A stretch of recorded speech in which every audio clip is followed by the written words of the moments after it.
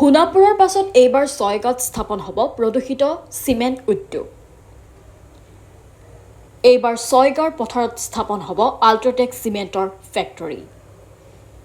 দক্ষিণ কামৰূপৰ ছয়গাঁৱৰ জনবসতিপূৰ্ণ তথা কৃষিভূমিত স্থাপন কৰিবলৈ লোৱা হৈছে প্ৰদূষিত চিমেণ্ট উদ্যোগ।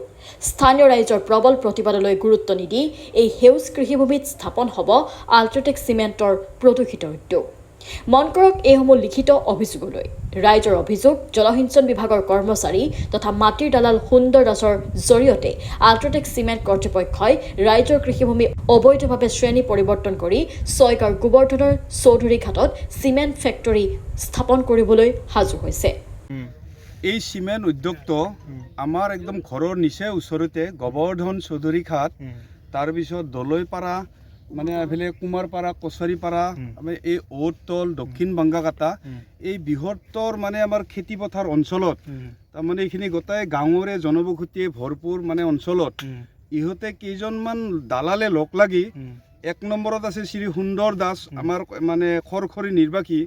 তেওঁ চৰকাৰী বিষয় হৈ এই অঞ্চলত আমাৰ দুখীয়া মানুহখিনিক পলবন্ধ দি কাবাৰ মানে মাটি 7 লাখৰ মাটিখিনি কাবাক 18 লাখ দি পেলাই তেওঁলোকৰ কোম্পানীৰ পৰা 20 লাখ লৈছি, লৈ পেলাই এইবিলাক দালাল কৰি পেলাই আমাৰ মানুহখিনিক পলবন্ধ দি মানে একদম মানে চাৰিওফালৰ পৰা প্ৰেছাৰ দি পেলাই মানে আগুৰি ধৰি সিহঁতে মানে মাটিবিলাক লোৱাৰ ব্যৱস্থা কৰি আছে।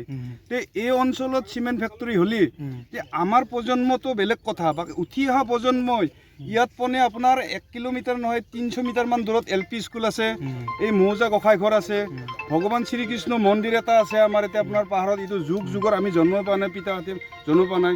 ইফালে এখন মানে ডাঙৰ মানে ছয়গাং কলেজ আছে, বাকী এনেকি আমাৰ ইফালে ভৰাগাং বৃহত্তৰ, ইফালে ঔতল LP স্কুল আছে। এই অঞ্চলত ইহঁতে মানে চিমেণ্ট ফেক্টৰী মানে কৰাৰ কাৰণে মানে এইবিলাক সেই কৰিছে। গতিকে সুন্দৰ দাসক যেনেকৈ নহ'লেও আমি অনুৰোধ জনাম চৰকাৰকো এৰেষ্ট কৰিবলৈ, নহ'লে তীব্ৰ গৰিহণা দিম। আৰু সুন্দৰ দাস যদি এনেকুৱা থাকে তাৰমানে পাব্লিকে আমি বিচাৰ বিবেচনা কৰি পেলাই তাৰ ওপৰত ইমিডিয়েট একশ্যন ল'ম। আজি তাক সকীয়াই দিছোঁ যে এনেকুৱা দুকাৰ্যৰ কাৰণে যাতে তেওঁ বিৰত থাকে, আজি এইখিনি মই সকীয়াই দিছোঁ। তাৰমানে নথবা বৃহত্তৰ প্ৰতিবাদী আন্দোলনো হ'ব, তাৰ ওপৰত মানে নিজাববীয়াকৈ হ'লেও একশ্যন ল'ম। কোনো পদক্ষেপ লোৱা নাই। তেওঁ কৈছে যে ইয়াত হেৰি চিমেণ্ট উদ্যোগ হ'লে আপোনালোকৰ ক্ষতি হ'ব নেকি, বা তেওঁলোকে কৈছে যে পেকেজিং হ'ব। তেওঁ কৈছোঁ যে আমি চৰকাৰী SDC মহোদয়ক কৈছোঁ যে ইয়াত চাওক, তেওঁলোকে যদি ইয়াত পেকেজিং বুলি কয় যে 2 বছৰ 4 বছৰ পিছত তেওঁলোকে ডাঙৰ ডাঙৰ মেচিনবিলাক ইয়াত বহুৱাব, তাততো আমি সোমাবই নোৱাৰিম। তেওঁ এইটো কথা অৱগত কৰিছে যে আপুনি এই ক্ষেত্ৰত বাধা দিয়ক, বিৰত থাকক, সেইটো তেওঁলোকক জনাইছোঁ। চিমেণ্ট উদ্যোগ যথেষ্ট ভয়ানক, যথেষ্ট বেমাৰ আজাৰ তেনেকুৱা ধৰণৰ ঘটনা হয়, আপোনালোকে কি আশংকা কৰিছে? ওচৰতে যিহেতু কলেজো আছে ইয়াত। এতিয়া চাওক যে এইটো আমাৰ জনঘন বসতিপূৰ্ণ অঞ্চল হয়, ইয়াত মেডিকেল কলেজ, মেডিকেল হস্পিটেল আছে, কলেজ আছে, স্কুল, মহাবিদ্যালয়, সত্ৰ এইবিলাক আছে। এই ক্ষেত্ৰতো তেওঁলোকে জানিব লাগিছিল। তেওঁলোকে যে যিহেতু কৰ্মচাৰী হয়, চৰকাৰী কৰ্মচাৰী, তেওঁ কৰ্মচাৰীজনে ভাবিব লাগিছিল তেওঁলোকৰ বিবেক বিবেচনা নাই নেকি যে ইয়াত এনেকুৱা ধৰণৰ প্ৰতিষ্ঠান হ'লে যে কিমান ভয়াৱহ ক্ষতি হ'ব, সেইটো তেওঁ জানিব লাগিছিল। সেই ক্ষেত্ৰত তেওঁক আমি অৱগত কৰাইছোঁ যে তেওঁ এই ক্ষেত্ৰত বিৰত থাকক, আৰু নহ'লে আমি এইখন ল'বলৈ সাজু আছোঁ। আচলতে ছয়গাঁও গোবৰ্ধন চৌধুৰীঘাট লাটৰ অন্তৰ্গত, এই চৌধুৰীঘাট লাটৰ অন্তৰ্গত গোবৰ্ধনত অৱস্থিত হ'ব, স্থাপন কৰিবলৈ ওলাইছে তেওঁলোকক এই ক্ষেত্ৰত বিৰোধিতা কৰিছে। এই চিমেণ্ট উদ্যোগটো তেওঁলোকে ইয়াৰ পৰা আঁতৰাই নিয়ক, আমি লাগে সহযোগ কৰিম।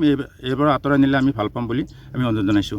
মাটিটো তেওঁলোকৰ হাতলৈ গৈছে, তেওঁলোকে চিমেণ্ট আল্ট্ৰাটেক চিমেণ্টে এতিয়া গাঁওবুঢ়ালৈ পত্ৰ প্ৰেৰণ কৰিছে এই মাটিখিনি শ্ৰেণী বিভাজন কৰি উদ্যোগীকৰণ কৰাৰ কাৰণে ব্যৱস্থা কৰাৰ কাৰণে মহোদয়ক SDC মহোদয়ক অনুৰোধ জনাইছে। ইয়াত বছৰ বছৰ ধৰি ধান খেতি হৈ আছে, এতিয়াও পুতিছে। এতিয়া চাওক যে চিমেণ্ট উদ্যোগ বা উদ্যোগীকৰণ কৰিবলৈ হ'লে যে এডৰা মাটি যে 10 বছৰ কোনো খেতি বাতি নোহোৱাকৈ পৰিতৃপ্ত হৈ থাকিব লাগিব, তেনেকুৱা ধৰণৰ মাটিতহে চৰকাৰে শ্ৰেণী বিভাজন কৰিব পাৰে। যে তেওঁক আমি SDC মহোদয়কো জনাইছোঁ যে এই এনেকুৱা ধৰণৰ যদি পদক্ষেপ লয়, যে আপোনালোকৰ নিয়ম কানুনবিলাক আপোনালোকে বনায়, আপোনালোকে যদি এই নিয়ম কানুনবিলাক উঠাই লয়, তেনেহ'লে আমাৰ বিকট ক্ষতি হ'ব, সেইটো আমি তেওঁলোকক দাবী জনাইছোঁ। আটাইতকৈ ডাঙৰ কথাটো হ'ল, যি সময়ত চৰকাৰে ভূমি জালিয়াতিৰ চক্ৰৰ বিৰুদ্ধে কঠোৰ ব্যৱস্থা গ্ৰহণ কৰিছে, ঠিক সেই সময়ত ছয়গাঁও ৰাজচক্ৰ বিষয়া কাৰ্যালয়ত চলা জালিয়াতিক লৈ ৰহস্যজনকভাৱে মৌন সংশ্লিষ্ট সকলো কৰ্তৃপক্ষ। কেনেকৈ এই কৃষিভূমি আল্ট্ৰাটেক চিমেণ্টৰ স্বাৰ্থত উদ্যোগিক ভূমিলৈ শ্ৰেণী পৰিৱৰ্তন কৰা হ'ল? স্থানীয় ৰাইজৰ লগত কোনো আলাপ আলোচনা নকৰাকৈ আল্ট্ৰাটেক চিমেণ্টক মাটি গতাই দিওঁতেই অনুষ্ঠিত হৈছিল নে ৰাজহুৱা শুনানি? বিষয়টোক লৈ ৰাইজে ৰহস্যৰ গোন্ধ পাইছে কিয়নো স্থানীয় ৰাইজে এই চিমেণ্ট উদ্যোগৰ বিৰোধিতা কৰি সংশ্লিষ্ট সকলো পক্ষক লিখিতভাৱে আবেদন জনাইছে যদিও কোনো সুফল পোৱা নাই ৰাইজৰ স্পষ্ট মত এই স্থানত কোনো কাৰণতেই স্থাপন হ'বলৈ নিদিয়ে আল্ট্ৰাটেক চিমেণ্টৰ উদ্যোগ এটা প্ৰশ্ন হয় কাৰ আশীৰ্বাদত আৰু সাহসত আল্ট্ৰাটেক চিমেণ্ট কৰ্তৃপক্ষই ৰাইজৰ জীৱনলৈ ভাবুকি কঢ়িয়াই স্থাপন কৰিবলৈ ওলাইছে প্ৰদূষিত উদ্যোগ সবিশেষ পৰৱৰ্তী প্ৰতিবেদনত ব্যুৰ' ৰিপৰ্ট NDS নিউজ